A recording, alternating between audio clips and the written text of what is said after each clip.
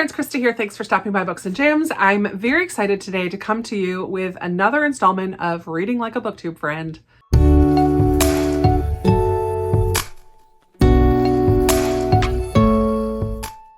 For September, during my TBR video, I spun my little spinner wheel where I had at the beginning of the year 12 BookTube friends to read like during the year.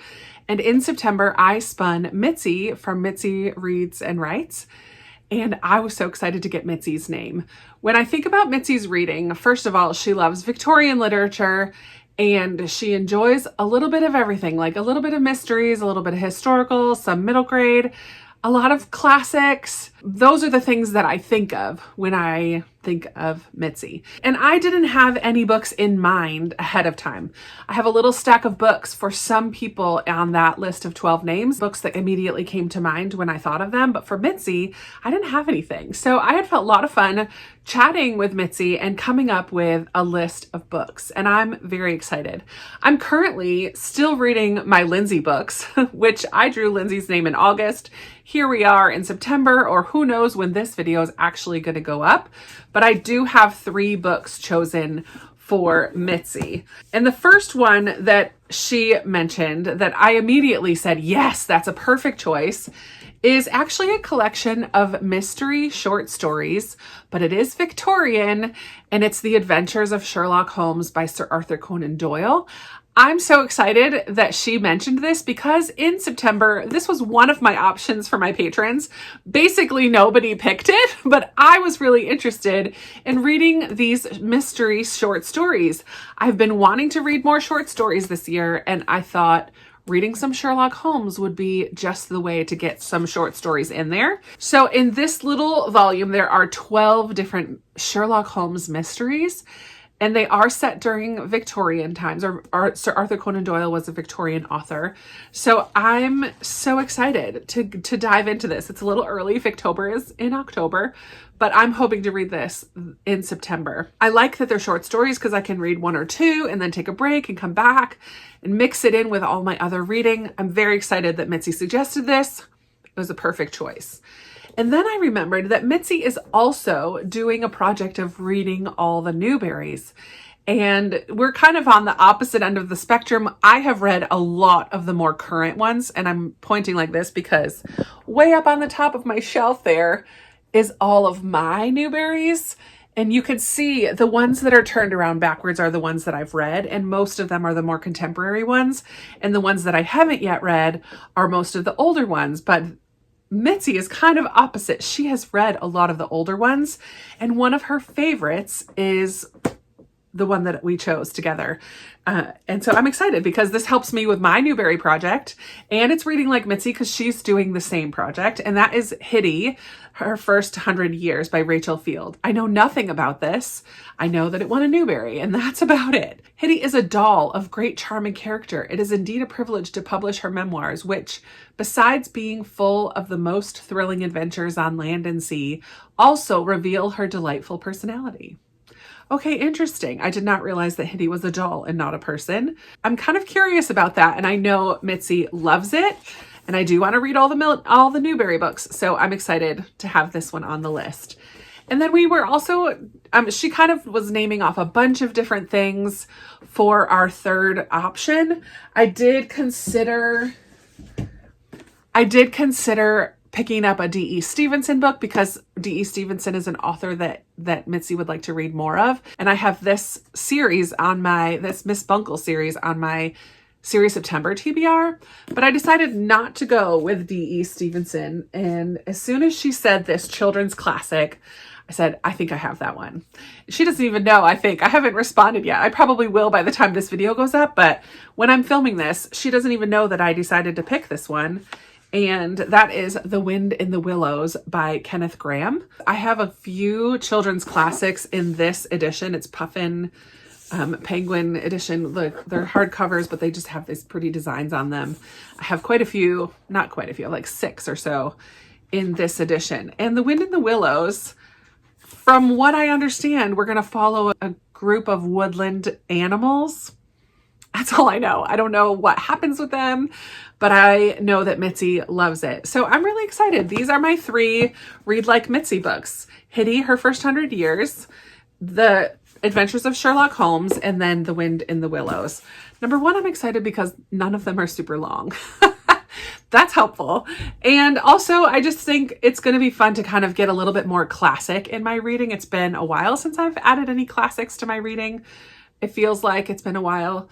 And all 3 of these in different ways are classics. So I'm excited. Let me know if you think these represent Mitzi's reading well. I know many of you watch and love Mitzi as well and know her reading taste. I will pop back on here and share my thoughts. But I think this is a great selection of Mitzi books. Yay.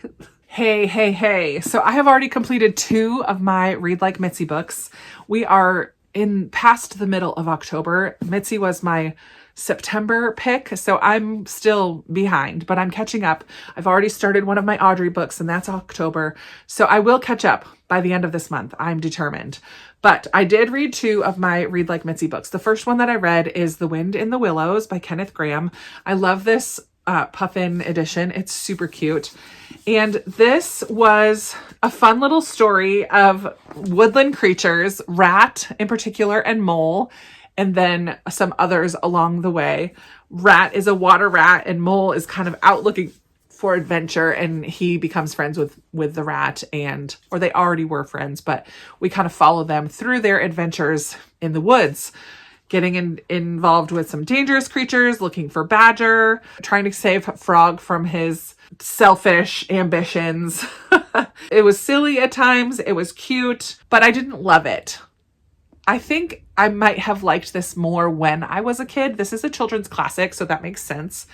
I also don't have a huge love for animals, so I wasn't drawn into it because of the animals. They didn't bother me, but I did find parts of it pretty humorous, which was fun. I loved Rat and Mole and Badger and their friendship with each other and the way that they tried to help Frog and their interaction with the weasels towards the end. There was a lot of quieter moments, nature descriptions, and also a little adventures thrown in here and there. So I think I would have loved this as a kid, but for now I can recognize that it was a sweet story, but I probably won't read this again. I'm probably going to keep it because I have a whole collection of these children's classics that are different colors and they look really pretty together. So I will keep this one, but I think it would have been fun to read this aloud to kids because I can see my little dude that I would watch enjoying this maybe in a couple years. But yeah, glad that I read it, got it off of my TBR, but didn't love it,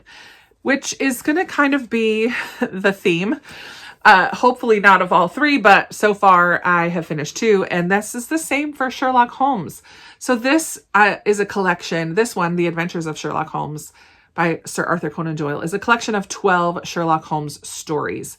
And I think reading them back to back to back to back is not the way to do it, maybe. And I was just trying to get it done. So that's how I read more than half of it. I had read the first 4 or 5 stories, and then this past weekend flew through the rest of them. And there are 12, like I said.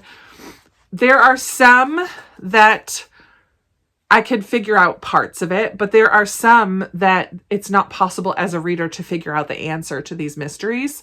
And I didn't like that. I didn't like that I couldn't go back and be like, oh, I missed that. Or yeah, just realize that I could have potentially figured it out. I didn't like that we learned details in the reveal of the mystery that we never knew leading up to it. I did like the friendship between Sherlock and Watson and how Watson just kind of tags along and is a sounding board for Sherlock, and Watson never figures out anything, and he's the one that always kind of sees things as the rest of the world would see them potentially, and Sherlock he's kind of an offset, like, I don't know the word, but he helps it to be seen that Sherlock is very skilled in his observations and can deduce things from people's clothing and attire and way of speaking that reveals characteristics about where they live and how they spent their morning and all of those types of things, which is pretty impressive. It was pretty impressive how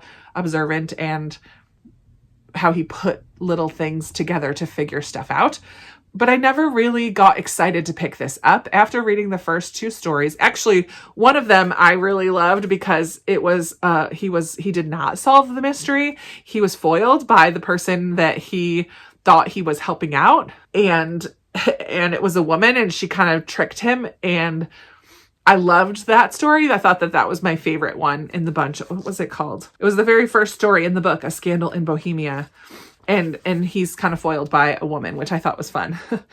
And there are a couple others where it was very obvious to me who the culprit was, but I couldn't put together the why because, again, we weren't given all of the details.